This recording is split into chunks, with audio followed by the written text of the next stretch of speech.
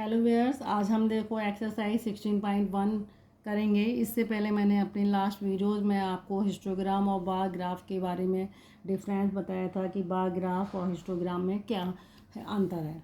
अब देखो इस एक्सरसाइज का फर्स्ट क्वेश्चन देखो, look at the histogram below and answer the questions that follow. तो ये देखो आपको हिस्टोग्राम अब आपको समझ में आ गया होगा। हिस्टोग्राम में जो बार होते हैं वो कंटिन्यूस एक दूसरे से चिपके हुए होते हैं, कोई इनके बीच में स्पेस नहीं होता। अगर इनके बीच में स्पेस होता इट मीन्स वो हिस्टोग्राम नहीं होता, वो आपका क्या होता, बार ग्राफ होता। ठीक है, अब देखो इसमें आप देखो इसके रिलेटेड कुछ क्वेश्चन दिए हैं। पहले हमें रीड करना है कि एक्स एक्सिस में आपको क्या दिया है, स्टूडेंट्स की हाइट दी है, और आपको वाई एक्सिस में क्या दिया है, नंबर ऑफ स्टूडेंट्स दिए हैं। ये जो साइन होता है ये किंग का साइन होता है। किंग का साइन का मतलब है कि डाटा जो मेरा है 125 से 130 से स्टार्ट हो रहा है। 125 से नीचे का डाटा आप समझ लो गायब है, वो डाटा हमारे पास नहीं है।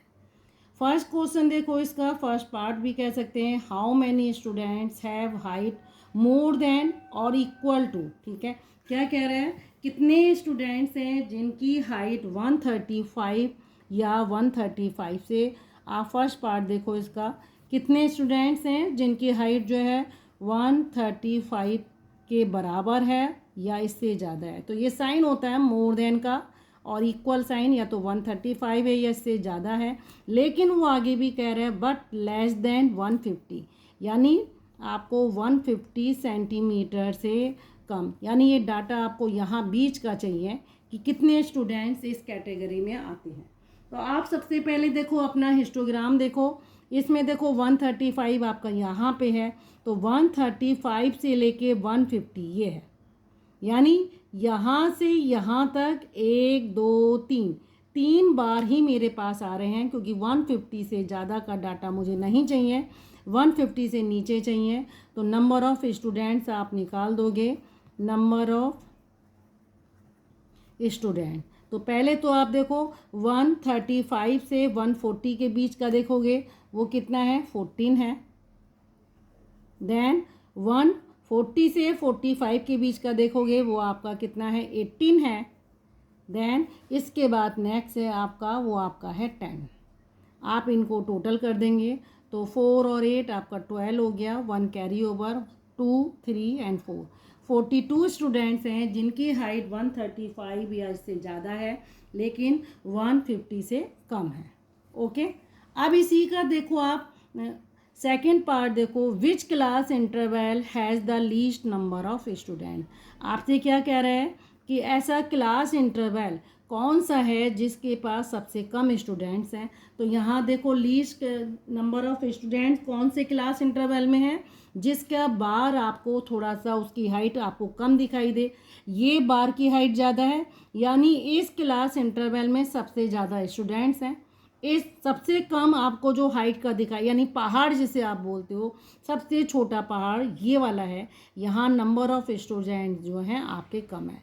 तो वो क्लास इंटरवल कौन सा होगा, ये 150 से 155। इसका आंसर क्या हो जाएगा, 150 टू 155 के बीच में नंबर ऑफ स्टूडेंट सबसे कम है। थर्ड पार्ट देखो इसका, what is the class size.